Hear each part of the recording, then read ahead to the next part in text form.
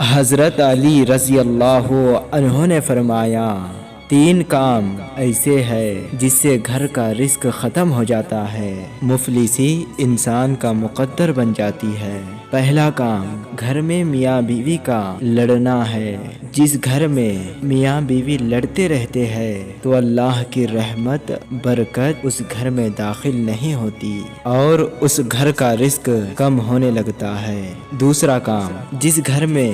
صبح ہونے کے بعد بھی دیر دیر تک سوئے رہتے ہیں تو رحمت برکت اور سکون کے فرشتے اس گھر سے دور رہتے ہیں اور وہ گھر مفلسی اور پریشانی میں گرفتار ہونے لگتا ہے۔ اور تیسرا کام جس گھر میں لوگ اپنے رشتہ داروں کو حقیر سمجھتے ہیں، ان کے حق ادا نہیں کرتے اور دوسرے لوگوں کی برائیاں کرتے ہیں، یہ ایسا بدترین عمل ہے جس سے اللہ کے وہ فرشتے جو اللہ کا نور برکت اور رحمت لے کے آتے ہیں وہ اس گھر کے طرف رخ نہیں کرتے اور وہ گھر مفلسی میں گرفتار ہو جاتا ہے۔